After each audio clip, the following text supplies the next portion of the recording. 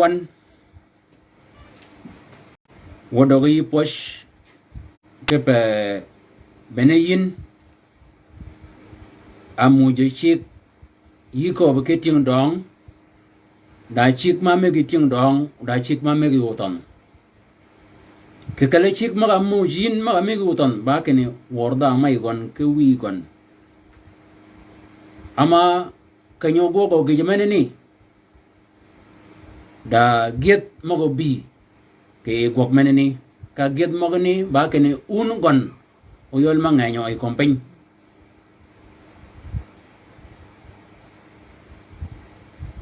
kedi ka yiko kene kongorok ba to wo wiya ya kwajo ke bol kanyani kene wo we nyol ke dier gone yin ke pet ma worga megen ma worga wegen ama magani ke bera chiki pada chik ma wegen ka ko ke ko wuot ba ko magi wo wiya ba ina ko magani ke bang mene ni wo ya kwaje ke bol kany kene we te ko mene yanga ko be we bebe go kere kan ina jonga nen yesu kristo we amen do char ke di kene wada wa ke yit ke fatra mene ba qabla al-akhir mene ba da fatra ma ba akhira mene ba qabla al-akhira o mene ni ba nihaya mi mu'tamar ودوك كيسا بيار جدي سا بيارا يو وبره باي شكر باي چang mi poch ke bere changa dok magam magwa awacha kwach kiel awacha ling kiel ba poch tio ke bere ke ni daji magir nut ma kwajo ke jok ke bere mo tamar men daji magir ma kiyedo win mo ga ngeng ke ba ke ni orosit bere nut ke telefon video yo melingan daji ma ban mai chung gok ma do ga gwoka gwon go chungen ke ba kene o galingen ke woda ga pe ga penyu galingen ke woda men nut ke mo tamar men daji ma kunyo ke ba ko kene o mo tamar men ne pat daji ma kwajo ke jok daji ma marang wan daji ma goje ke winti o ka ga kwaje ke bera kai di mago chije so dug eno go wa poch menini de ke bol kanyini wa ko ba bol kanyini gini go ko ba kanyini fatra menini ba ko bu wot chol ni cha ko ba kenini ba ni ji ben padan cái cuồng mê chol có loga nhiều yuru go gumara chiga dengan duanga biaka budugan changa pada nyagon go chiga koben ke bakane ni ki yigan ba ni jiben ka ko kol kane ni ba ni jiben ba kane wa bena kalimat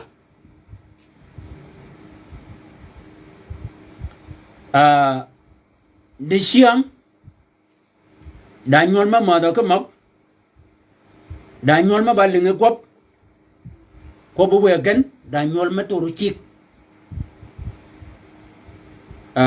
ke eyu wanyu mena chola tasniya wanyu mena chola tasniya kan kan ne rangi changa kelu no rangin wanyu tasniya 21 da chik ma muje jop ma mege nyol da chik ma meg wek ke ber nyol chik ma ga mujo ke ameg wek ke ber nyol ba ke ne ponyigen ke koba jogo ko ke ne ponyi nyolun ke koba wege ne ke koba ke ne ba ga ne ponyol me gene nga ke ko ba kene ba gane ponyol gen ke ko bi jok de chantin ba gi meni ni agogin nyole aponyin ka ko bujok wala nyole aponyin ka be men ni be chol nyole ponyi ka ngo ko ba pon nyole ko maga pon nyole yin yi ko ba kanyo bimen be ko te mayo mu jok ñaari mena keuli mal yi ko ba kanyo ki pon mena a ponyin a keuli mal yi ko ba yi ko mi won wala yi ko ba yi jok wala yi ko ba yi bed kanya ko ba jok wek bar nyol ba kane ko loga da nyantin wala nyantin meno chogo ko bun balingan wun yina mai ko wi awa chik awen kene ko loga nyantin wala nyantin mo ko bugan ko budul lingo ki ye owen agogo ba jal mat ko mo o ja tu ko ke jam o balinga ko buen ba kene kwanyuen kwanyu nya wuode menini ka kalun megu jak ma yang pat pandun e ka jak mo ne ko bawun kene menini ba nya wuodwon o mena ba ling ke kwap o cha pem ko ba komon ba lingan o gijmen nyeme ke gijmen yang gijam mo nut jam ko ci aranyen o ba jal mak e ko mo ni jak mo yang paj menini e ke bol kanyini e nyanyal ne ame ko jag mo ni e ka gina go ga jag mo ni ba ke ne nyanyani ci ga chuol ji pani ni ben pan ne nyanyal ni ji ci ga chuol ben o nyanyal ni balo yi ke tu ji mo pani ben e ci mo ni ko ba ji mo ba jag o nyanyal ni bal gidu ka nyo bal ga tu kit gidu ka bal ga tu ka kit gidu ka nyo towen ume to sia o koy emenene ba chik ke bakane o nyolo ton wegen ke megen bada worogen walin kopgen menene ba gi mena beno de tin Israel mena kopgen mena koro akor nyol ke bakane chigi wegen kotorgen ke ba chig megen ko torgan ama chig magani ci ba chig jok men o yodo yin ke wa me tasniya bi yu wet ke wanya wen kwan maganya dadar piara yow wida kel o chagi rang kwan piara yow o yodi ke kanyini chig magani gena ko me polo ke e yuwanyu kene kiga muja ka ber ji ma ba wor wegen ji ma ba wor megen ji ma apem dan da piugon ma ko be ken gijmen ba pat gijmen ba doj piugo men logo keden e da chik ma ba mo miri chik mai gon ka be ne mo piugon ba mai gon ge wi gon e wi gon ka mai gon da chik manut ka ben ka da go gi ben cha ko kane gi men logo gin wi ja ma ga len won mai ja ma ga len ka tor go mo ni chik mo ye pot ka tor go tio chik jo ka tor go tio chik ga bi angwan ma ka tor gon e ji miri mena ne jo ke lot ke chengon e lot mene ni mu ka ber nyol magni ji ma ka tor chik bena di ke kaya nyikita jima ga nyikita maganan ade bang pot kal mir mo kompany ma bang at mago ke ye wala nut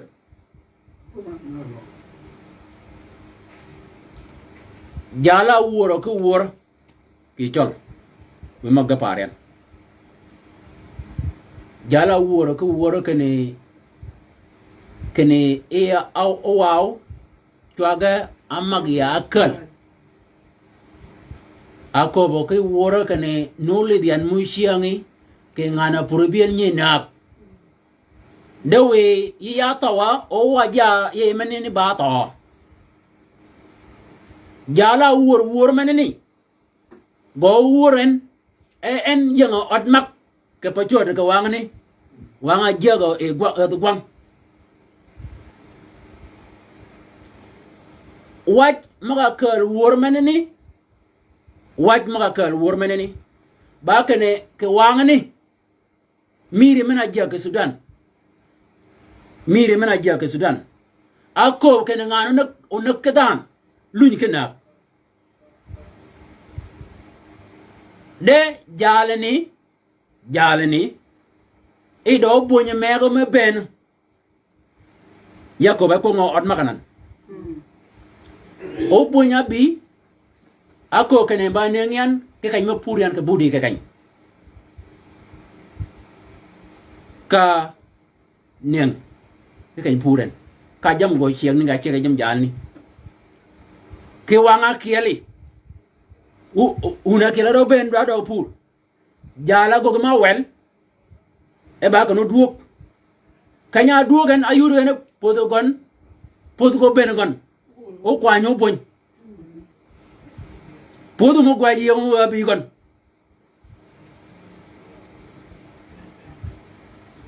ka ben ra che ka gon o boñ menene ka di jak o boñ menene ka di jak dog go chuden ke chok gon adore jak jalni piyo reñ o boñ anagen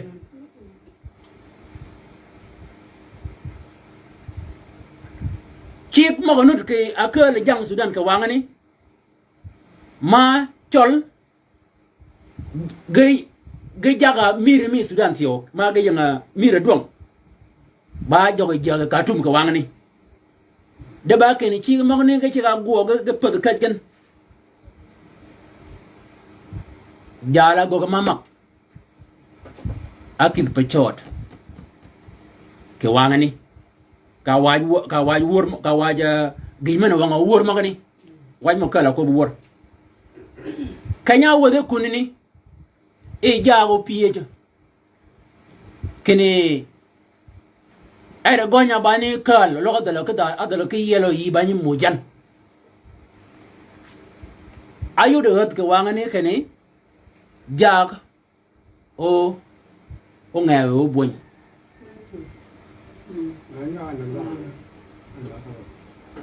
e rega kal wo ke e mun jaga meneni ka jaga meneni ki lwak de jal ni kiel de jala na boñ kanya yanga lwak kanyini lwak meneni jimo yanga lwak mangani ba jimo ba mak gena pur gena ngwen ko wor gena magdok kaka da ba magi go pin jala ni chianga nagi na nut ma chi ma ka mi Sudan ba ken da mana na gadan ci ga nak de ba ken bol kanyu nagi nu du ben de ba ken ba munu nak ke bol kanyu ni ayel ko yi gon ko wuran e ko ba ka gat ako ba ken o wow ayol en tuage mag ya kal ke ba kanya ko ben akal ko nga akal ko magonan nyawa nyua ke gok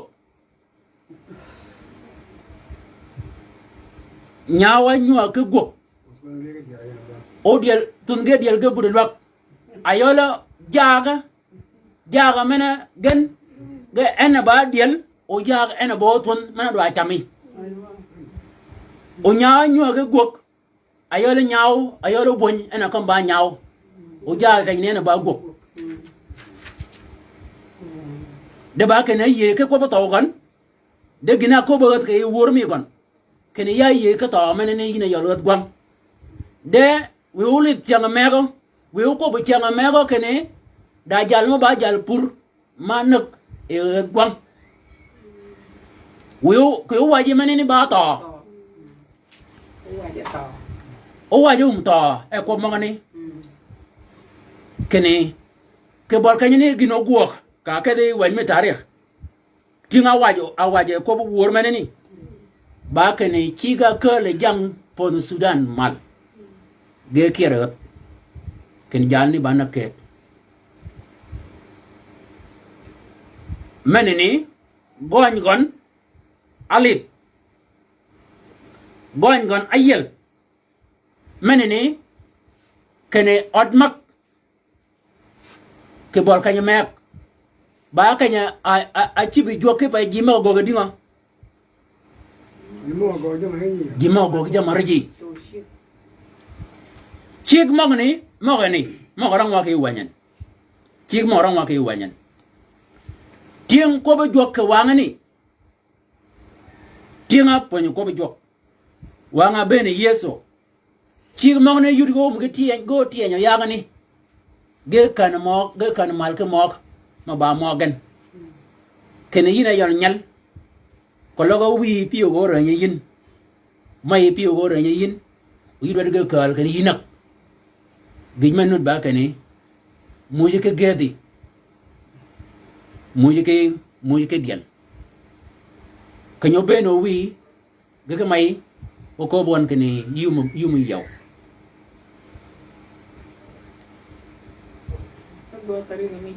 ago ga cham chiam ngare dong chiam ka ngwati ni jang mana ka ngwe ke kanye ni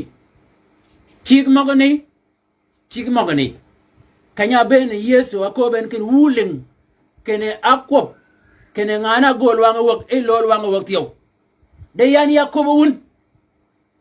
wuling de yakobo wun wuling de yakobo wun wuling de yakobo wun anga lunyi yesu ko ko ber nyol ba kene anga lunyi ko be yesu ko ber nyol ke won doj ke ber nyol magani genyamena ko ben ba kene megu yan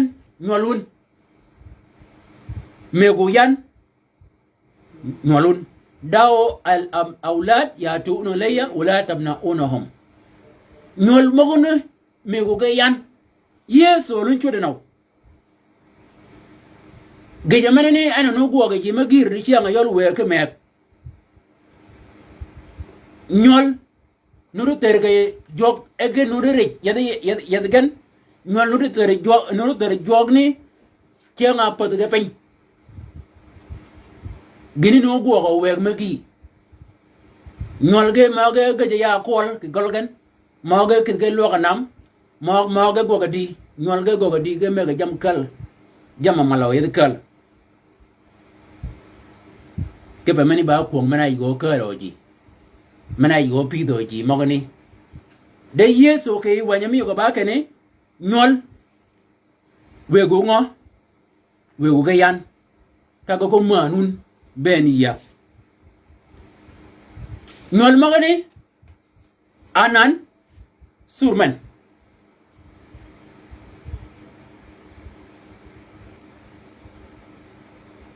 mena ngan wo kuna kat padan ana ngan wo kuna kat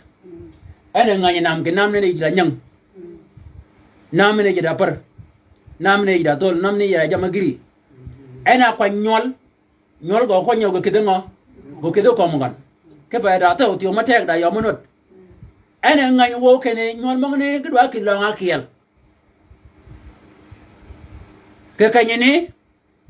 we ke me di shamtin da we ke me pedegen aren char ke men duong ke ko be kene nyol gen adala link ko be gen o ka kala jam maga adal ga keling ba ko biya nyom you know what mana akob ko be nyom onan yin gene wi wala may tide ko mu jurwun kene yi nyoma e jurwun wala yi nyoma e jurwun tiang mego yu ju ko kene tiang mo ji mo ne tiang da mo ne ga mi de ko ba wang ga ku yo kene jedit ga ku yo kene da ben men nyan ma bi mal tiang da mo ne ke kala tiang da mo ne da ngan ma chola Rifqa chola Rebecca nya wad gon kanya dongen awade iun pirangwen aka be nyanda mego bemba ni jur mek men ngonan wa Rebecca kanya nyene cin ka ke de kay kap kenyi jur ni ket akan wad menene kan ke ngo ke nyol juro yow ke ekal o golne ngane yebong nyaago mo ba nyanda mo waje kan kalanan o wa kal ekal menene dog ga ban ka dogon kuong mi gon kuong mi o ni ban ka kuong mi gan juang kwa jo o ni e jal ni a kwa jo kwai menene a kwa jo e wang menene pa de juang kwa jo kwai kwar gon word go kan ke o man ma kwa jo juog ma pat pa de juog ma mal gan chol ba ga kali ni jam gol gan wala or gol gan ci ga mak pa yi gan ca go ga ba ngo ba gel kali juog ma gol ni ade manu di ci den kene jam gola ngane ni ga ja ji ga kal ke ba bani ba la ko men de e gol ni ba gol ma de juog o nya word me nya gol ni akat wo ga kan ta me juang kwa jen pa de juang nu de kwa je gol ni o wa kal kuong mana mi do ke abedo ke kal kay ni pa de kuong mo ne nu do ke yo ni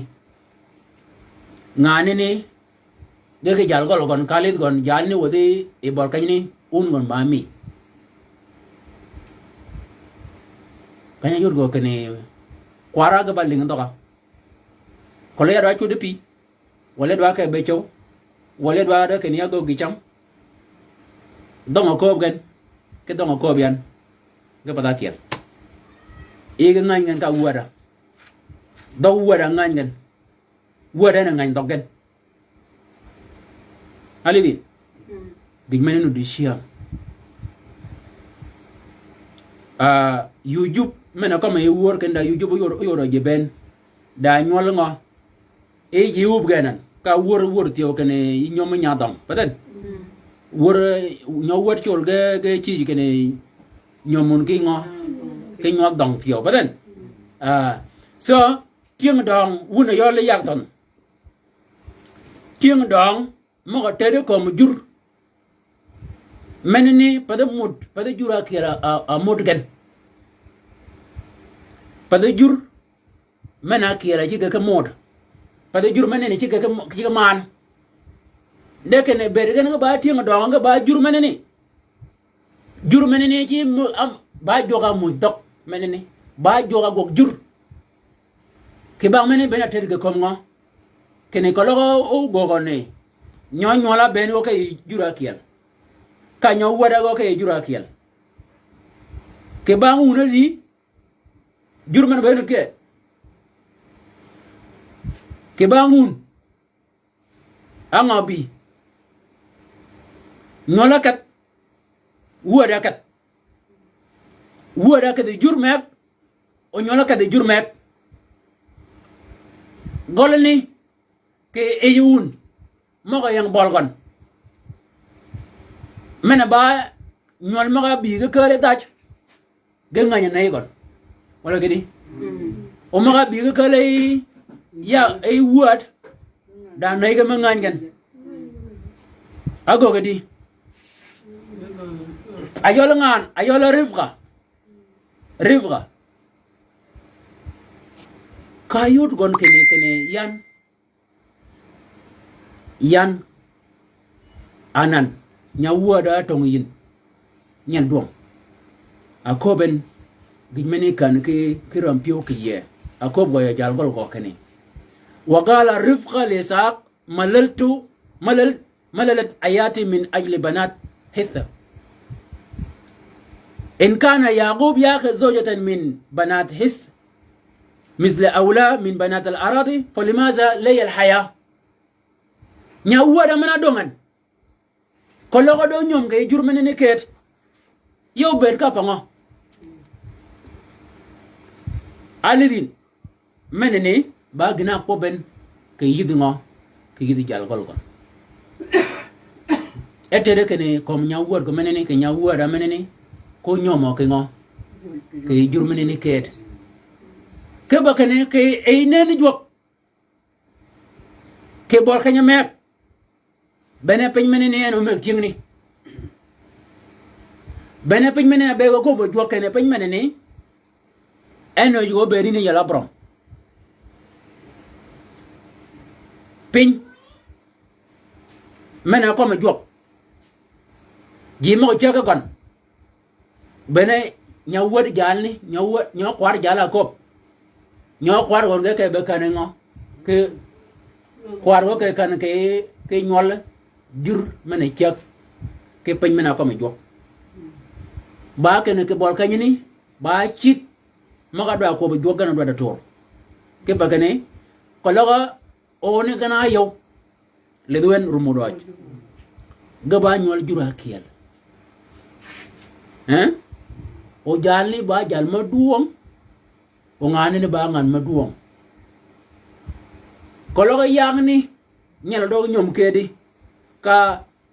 yang ne go to ka kwai go to nyol ge go di ngo ge nganya men ge nganya megen o ge nganya kene tienga chega kanyini bayan ya de poda ya kwaya ade ago gadi nga maga ko me jok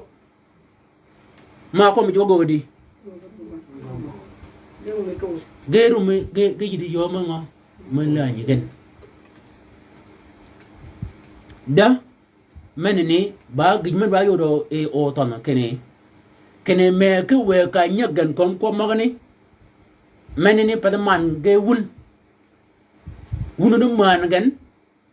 o amar wun de ganya ga ko makane jurmi gan ko nga kulay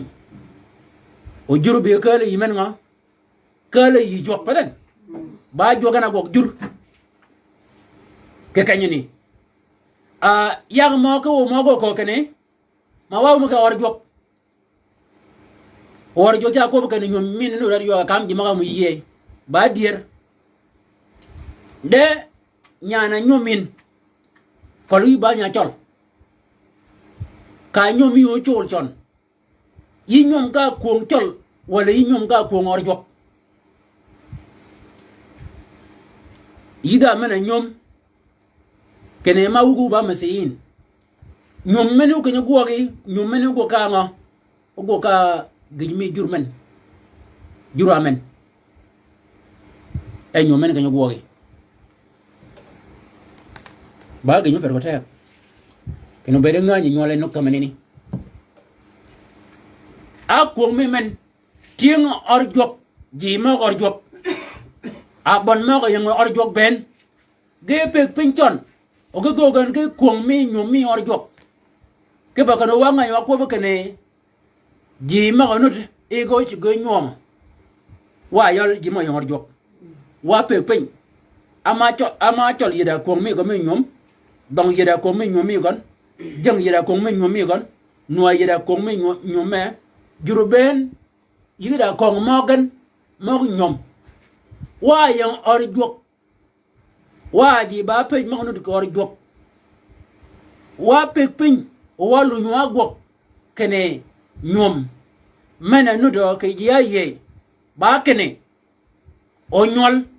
gëñë kël mala kene o ñum ka caage gir ke rumen ba kene wa be buñ wa yoti ngor jo meneni anan nu ko guo gëñë mena ba yi or jo ba kene bi or jo ñum mi uget ali di or jo ba ka kene ci ga giet arum kaum ge gido ka kanyni karum ge gido kanyni ina yol polo wala fawat karum ge gido kanyni kana nyon mo no kal mal ka ko mi men ngo nyol mo ke banyol adok men ngo po ngen akop men ngo po ngen ba akop mana jurun wala ko Jesus ali du kanyni ke kanyni tieng dong ka ko bugan ke ko ba kane nyara wala wuada nyomo kene pade chol ket gi jamani ni achanga ji mo yang America mo ko ba zunu jel American paden da zunu mo America paden ji mo ni genga nya yigen kene ga ba ngo ga ba ting America da ji ayu America ay kanya kel gan wala we gan kel ga ba ya chi ngau we ga mo na to me ga mo na to tiếng lôi mo America ang go đi chăng tin cái cam tiếng tar cái tiếng chola zunu tiếng lôi mo America ang go cái đi chiang ga ba chi da me minut nyane ni nganya wow kene ba nya America aja link kene koy gon abi kala Somal wala bi kala Kenya wala bi kala kun de koy ga manganyen wala gola koy ga manganyen wala gola may ga manganyen anan ba kene bagon mo ni go kujen gi ma de ko kwet ba kene ba ngada America ba dan America de anan adoga danga o mano ke pakene ba ngo ai to lo kuni ba ngan loj to lo kuni ni e ba ngan loj so gijman wadi do nyol kene tiung do nga ko gan ke mo ngone ge tede ko mo ge tede ko mo ko ba ko lo kene jur abiye ko lo yi jok wo be ro yankal fatihab da nyal ma yankal kawan marang ke lahut anyom yida mana yaw ma ba nyol pagan api jan ya da men ba ngo gina ko bayan ba kene ki ma me won ba kene ma nyol pa won ge go wi won go ga wo ki ma ko megi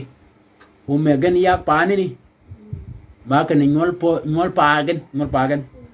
ge yang wok mena ko manan pada jur ma akiel de ba ken go kay jur ma de go kadi yet kel mo ni yani kwarat ba ken kwarat ko nyom ke kwa do ka ta kel mo ali din so ke kanyene yigan ba gina mo pongen gina kel ga mal ma kene bena gina ye tiang dong ma pa ni ganya ga ngo ganya ko mo ngo como nga kom pagan o nyala ne na ranga ko ba job o ka bene ko ba ma nyom atere ko mo ba nga ba ma pagan gi mene ni nut ki ye di chantin ki ye ma pan pagan wo de men ba ko ba nyola ado ko nyola kanyene ke ko e mota mor manini ba kene tieng do mo ko ni gado ro mo ke yiwun kene dagi pen ma kom kot ken ke dier a diedit wudit wu ngor gwet wudit jama pu ngor gwet ba dier kene wu ye ke ko bu jok de ko jo mo ni ba gana ba ye yu chet kene gana kitu ba gen ko la gana ba ye ubu yun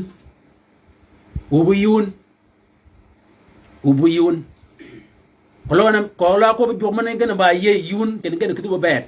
de ba ko ba jurun ko ba ubu yun cha ye kay ni ko la ko ba jo go di nga ana kit ba bad ko la ga dog jo gana kit ba bad akam kay ko la ni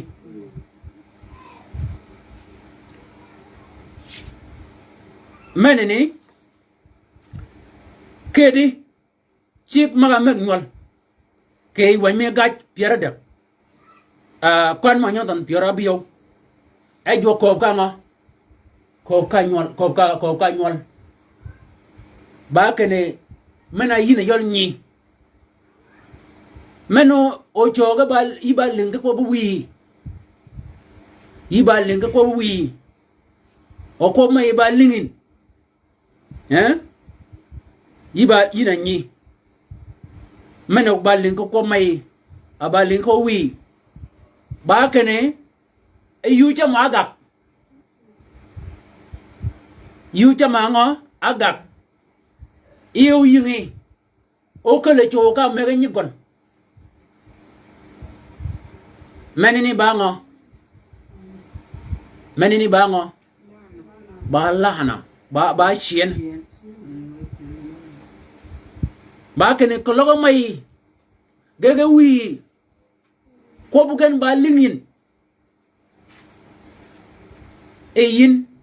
aga gan ni ka de da ma taw aga gan ni lol ngo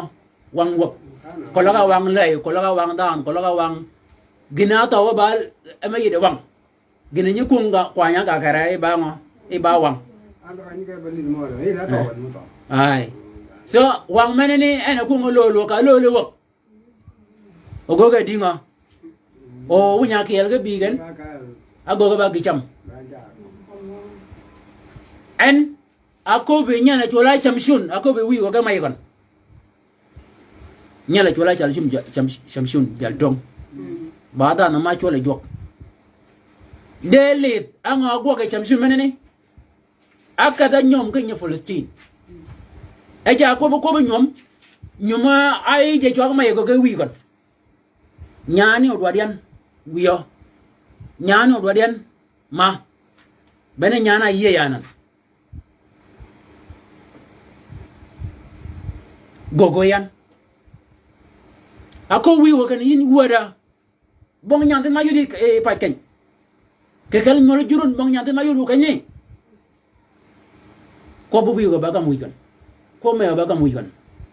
ongo ba jal tong ngo ba da ma chole jok anga chobu chan nyingo na lolwo e ya pa na nyana nyumen ato e mo kay mala nyingo poko e ko nyingo mu lolwo wanjo ka ko be ka nyini ba wi ya biya kay chol di siang ga cha wor ka na ngo e siam chor padan Asia mi chor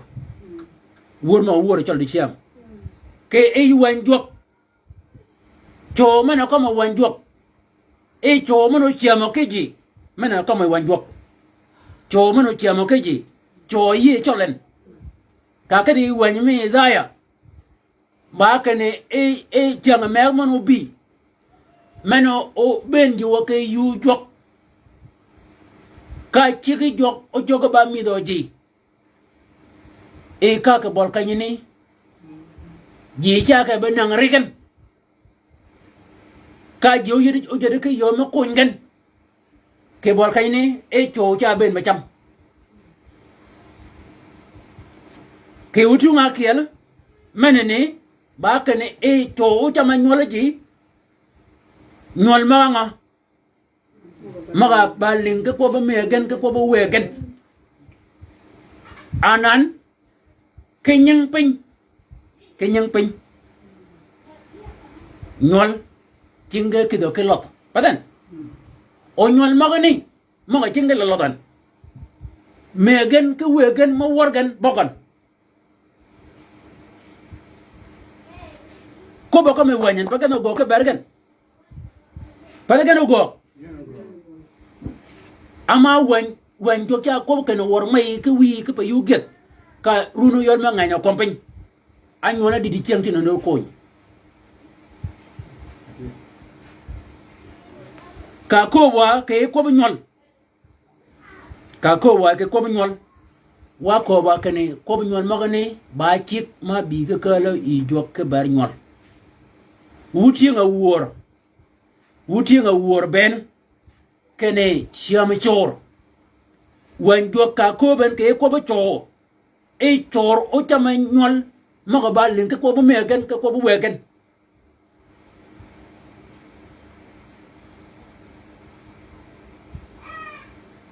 ana de ngo ade to manu di chiam cho yo chama ji ma ba lin ko ba jok ji ma ba wor jok ya ga no cham cho mani hallelujah so menene ba gidme ben ponyology kene ka chogi ba woro nyari ba ngo bi gon awe gadi ke me gadi ko nyol gande siam anyol no ko ngan ta mena chop ka ko bay ko ba mota man no sura ka ni wacha ko ne ke wam wacha ko mo ne ke wam ke ba kene ta achuba e usra ba wet ena nag yumen ba may gaga wi gana kuñ faden ta rema malay nga kam ñol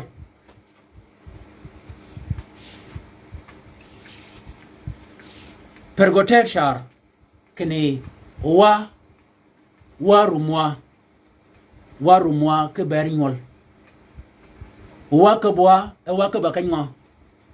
wa ka ba e wan jo ke ko ba ko ma ñole ko lo yu ka de kom la kanyini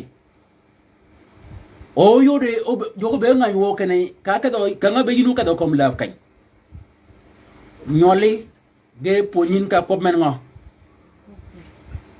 ka ko be jo nga a ko rini kom la ko be jok mena ye kadin jok mena ye kadin ko ba kan ñaari mal ba ko bu gon de ko logo ko ñaari poñen ka ko mi won kene chol ñi berane ñaari o dong cat ka chol ni jama ñi cup ke ber chol ni a ko chol mena ko mo kene a ko chol na dier a ko ne kene go ke ber ñaari menin ke ba kene a poñin ka poñin nga a poñin jam chola ci ke poñen de gije mena ba wuodo men nuda e wan dot de chamtin forward ñol mo megi jok wuod men nut ke ber ñol mo ni ba kene yi ka ba yi jok ana yesu kristo we ke kop mo poñge o poñ ñol mo ni yin ñol mo ni go kali mal ga ko mo kali yesu pa ko mo kali chol ida ba da ma yesu kristo we ko mo poñoli go kalin ke yesu kristo we ñol mo ngi kalgen terge yesu kristo we ñoli we kwa jamana kwa jin pada iba kwa jeda orgulun kwa yesu kristo we pada orgulun pada jam gulun ba yesu kristo we ñol mo ngi kibi cengon ke pakane enobi o korgen ñol tiaw ke kala jam mo ñere nya pada weken ba ko ba jam ka reng jam gen wi o go ge tek may o go ge go tek o nyi menini cha jam ket ne kenya ket jam ga ket ge gian ka ket jam ne gian ngo ba gini ngo ba biel ket gen ama de ke ket jam ama gian chon ka ne biel wala biel yo de giri go ket gon ba che chama kela apa ngo ket gon ke ba kan gina diden kel gon ba tel mongo ni ja ket jam bena gina diden tel ne ene gole ne ke wukush man ni la jam ani gole ke ti tuong baro men ke ne men ne ba biel ket ba biel me chu chama kela de ko chu be da tuong men mun kalgan bere ka do tuong mani yot gina di da jam yang ngo ayang ngo e wich ango yang ngat apa ngo awen an gen ayude ba kom apa ngo ka do biel aba che ke chama kela ka ga wi no do ko ngi du me ka de jam bunu yol nyol ka do jam ma me go wegun jam wegun ka do gen ogo nenen kene jam gon ci ga ci gi nya na ga ci gi nya na ga ci gi ra nya nan manene ki wi ki mai baram pio cha ko ba kende ma ka lok yo to chon ba di nya tin manu ba di wala nya tin manu ba di ngo ko le yo ko le jok da manu ba di ngo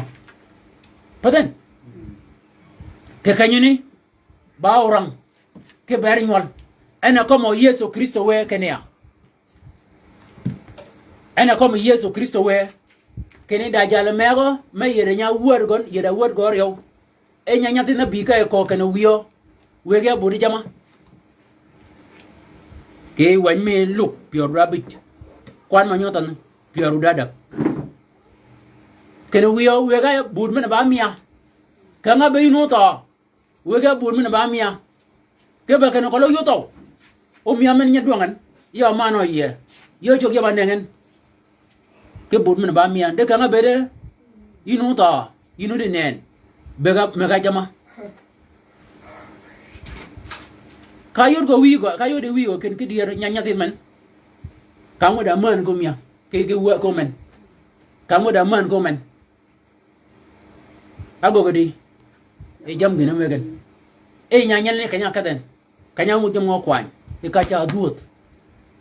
kanga be wi go men to ka be mek e kanya wo do kunini jam mok ni go kaden ke panga abe e ba be de ka jam ye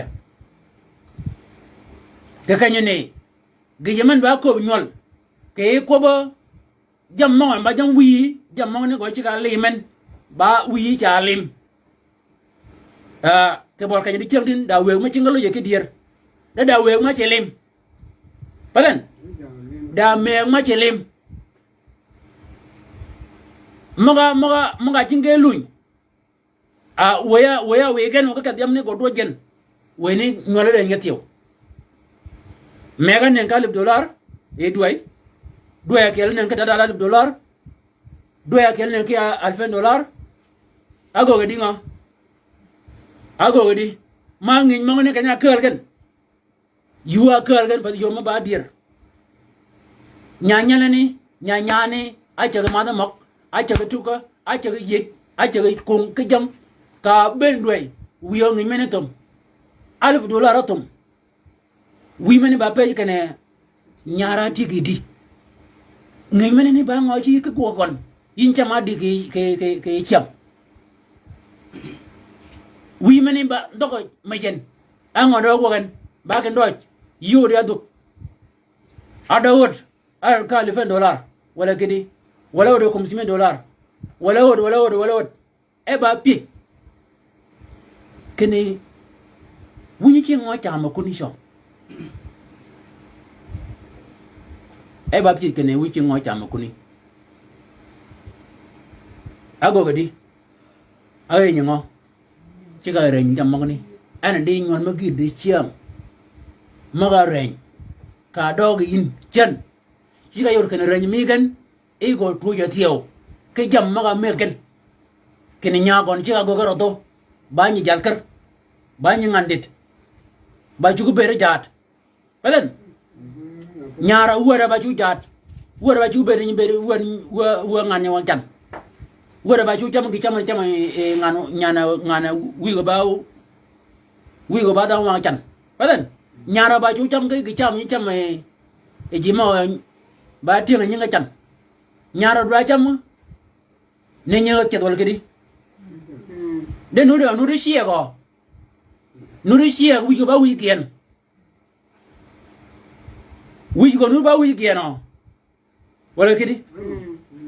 jam ne ko cha ka den e nya ne ka nya ka den jam ben ma megi jam ben ma megi jam go ben go kalen ka go enya kuni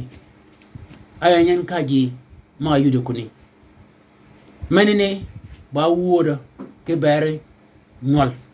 kene wuna yor nyol ko logo wegun ba wor won kere jam maga ay lem gen wuna yor nyol jam maga lem gen maga lema wegun ke megun yo men mi do jam maga ne ba yo men wegun pet ko bere o medaw ba yo men wegun pet ko riji ki bang menene wanjo ta wu ko kene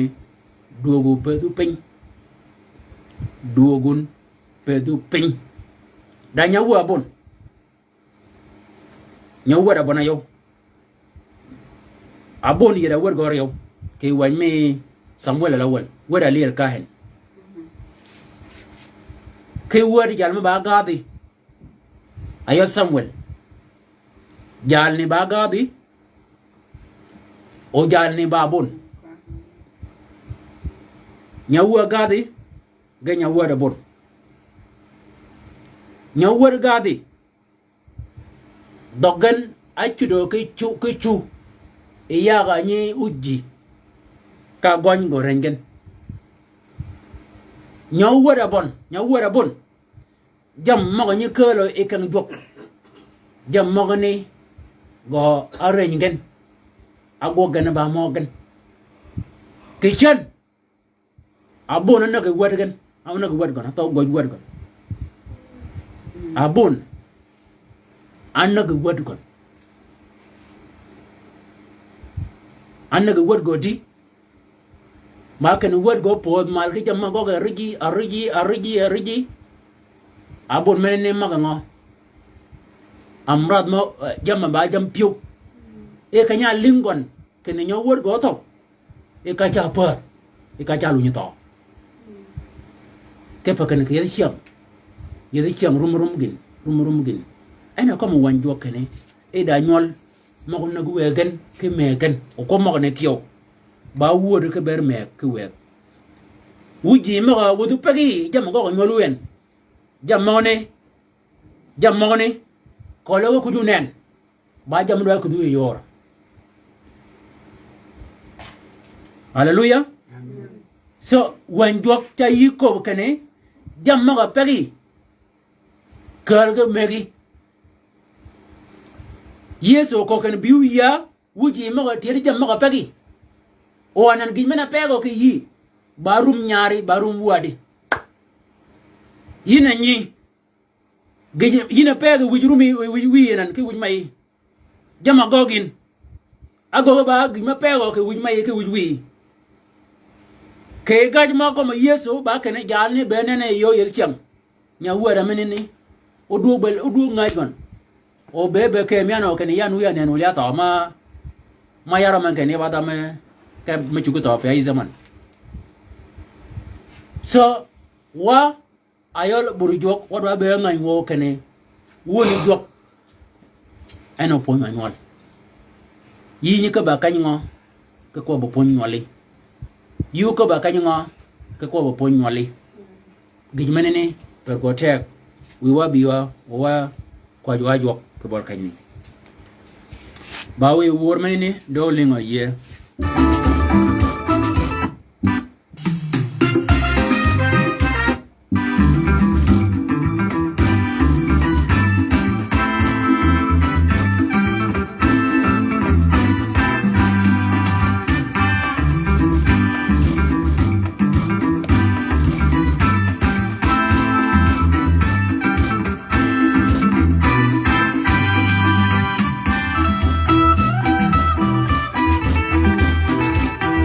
nyole ke kal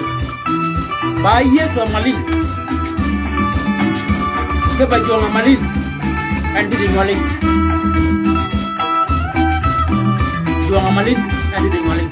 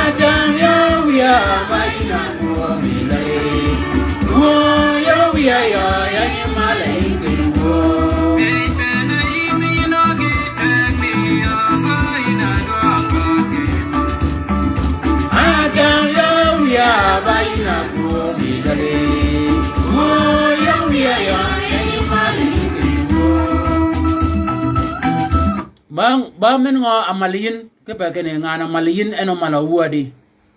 ba men amaliyin ke pa kene ngana maliyin eno malo e nyari ba men amaliyin ba men ba chibo e boli yin amana chibi boli ke pa kene gina chibi boli eno chibi nyoli bolgen kolo ba ngin gina chibi boli eno lunyo kwanye nyoli ke pa kene ge da yi digmena ngel go da dere ko yi adide ke yi kanya a kwanye saage wi kon adode ngale wi kon ke bol kanyini nya nyala ne yude en kene wiya da da mamaren melodian yo mar wiya ke dier de tara da da na mego da gi pe mego mamaro wiya ke bol kanyini ayudo en kene da jok mamaro wi kon ke bang mene kanya bene joga ko be ke sa kene ya ba jo wi amen ngo yang mal khana yilen ko wod mene ne yadwa kene o yi kwa jo ke jog ba ku wi pin ka gina ling yin a chugo lo yi ba kwa ka yi kwa ke por kan ke per kon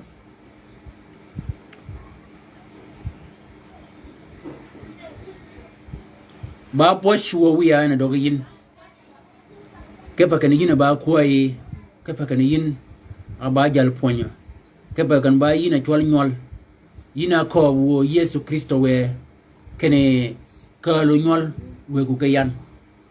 ka lo nyol we ku ke yan yi chwal nyol wo jok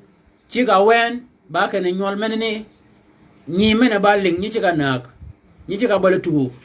de ke won doj ba kan ni menene do ka lo we yin nyol ga do ter yin wo jok nyol ma no ter yin ke bol kanyane ya cha kwa wo wiya kane we ga ma ne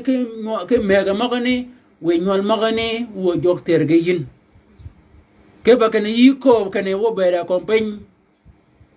mede jam manon mareje kereju gon nyol mon ba lungo ga koro da jam ma pongan ka or gwet da we no do chengen da ka ji ma chat ge ma ban wo ga ba lungo wan ke tag wan ga ba lungo wan ke kal mal ke yo mi wan de wo ne won ke pyo ke wo da mana ka lo ga mal mana ka yi jo wan ya kwa wo jo ke ber ji ben maga ling wo men mi chang men wo jo nyol maga nu da nan wo jo ngai choj mal ke pen maga chi ge me gen ke chi we gen ba to ro ki yi gen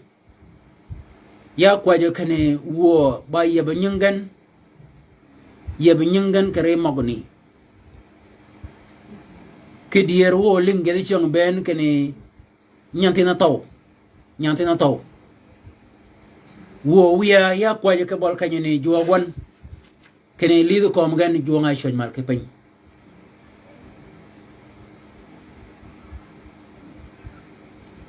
ba kwa juwa ke bol kan ke tiyo ke pa kene ka ko wan juwa ke ko ba kene yigi knowledge maga atoro chig me gan wo ching we gan e go chamo e cho de shantin da nyol ke nyom megan ko logo ba wuor ko logo ba oman maga ge pie man do we gan ke do megan ke nyom de shantin kuwa gan ba chama megan kuwa ke chama ji ma ka mo ga apar ke cho kan cha kuwa wuori kuwa nyari ke kunicha changa jambango tio gedelo ke ben ke bakani dana mana ye kaden dana menene bong menu do ke ye bong pio menu do ke ye kwa jwa ke berji mogani kwa jwa ke ber nyol mogani changa kel da tilba mi salama kel da mai mego ko go kel ke kwa jwa ke ber gon ke bakani o nyuam o jam nuru muyo ijala nyom kage nyolo ke jalni kenya rumen nyago mena dong e nyagon kenya dongana nyuami e jal gol go meneni jam nyago meneni go kelen anyomen kinya jurgen kwa jwa ke ber nyol mo pem go bogo ke dog nyol ke dog me ke di shantin jona do ko kene nyol mo ne ke ba mo chama je mo o ke dier di shantin nyol mo ngo chama je mo ke dier kwa jwa ke bergen ke rinyi Jesus kwa ke ber nyoli ingen pada cho mena kom ket keno cham nyari de cho menu bi badan cho menu bi badan en wod nyari en wod wodi en mana da link ko bay wo wiya ya kwa ju Jesus Christ we gidi gabi ga kom nyol magani o ga jugo get magi magani wo Jesus Christ mene yin joga bene yin rada bene yin Jesus Christ a chugo ke yel ke pa yin ba yedi yel magani wo jok da weg meno nan menen bang nyol gen ken jam nyago no megi da weganan ke meganan menen kom nyolgen kene nyagon mena nyolen adala ko nyago menene ke bagane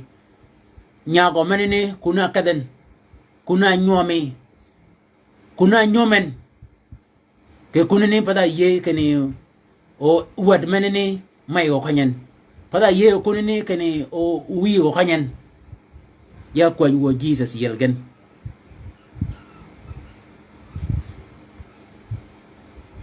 posh ke duang dogayin ke pakene mayin akaba gokke kwa nyomaneni wo yoyot kani ba jok ma bi ba jok nyol ma bi ba lok pad nyol ma bi ba do pad gen e megen ma bi ba do pad gen e wegen ben yin yikari do yo ro ke yot wo jok ke magni ama yina ko ginu gok meneni posh ke duang dogayin ke ber bol kanyeni yina Yesu Kristo we. Amen. Amen. Thank you.